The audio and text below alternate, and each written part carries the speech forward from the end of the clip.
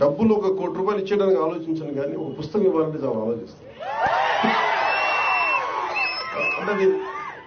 అంటే పుస్తకాన్ని ఇవ్వాలి అంటే నిజంగా నా సంపదను ఇచ్చేసి, అంటే నా కర్ణుడి కవచకుండలాలు ఎలా కోసేస్తే బాధపడుతుందో నాకు తెలియదు, కానీ నా పుస్తకం ఇవ్వాలంటే మటుకు చాలా కింద మీద పడిపోతాను. ఇవ్వాలవుతుంది. అందుకని ఏంటంటే కొంతమంది అడిగినప్పుడు, ఈవెన్ నా పిల్లలు అడిగినప్పుడు కూడా వాళ్ళకి కావాలని ఇంకో కాపీ కొనిచ్చిస్తాను తప్ప నా పుస్తకాలు ఇవ్వడానికి ఇబ్బంది పడతాను. అంత మమకారం నా పుస్తకాలు. ఎందుకు ఇంత మమకారం అంటే, నా జీవితంలో ఎప్పుడు కూడా పుస్తకాలు అనేది, పుస్తక పఠనం లేకపోతే నేను ఏమైపోయేవాడిని అని చూస్తాను.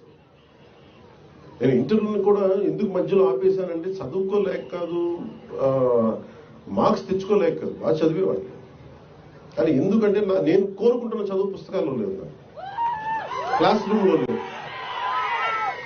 అందుకు నేను ట్యాగూర్ గారి ప్రేరణతోటి, అంటే రవీంద్రనాథ్ ఠాగూర్ స్కూల్కి వెళ్లకుండా ఇంట్లోనే కూర్చొని నేర్చుకున్నారంటే అది నేను కూడా ప్రేరణ తీసుకొని ఆయనలాగే చెట్లు చేమలు మొక్కలు చూస్తాం. మా దగ్గరికి అంత లగ్జరీ లేదు, పెద్ద ఉద్యానవనాలు లేవు.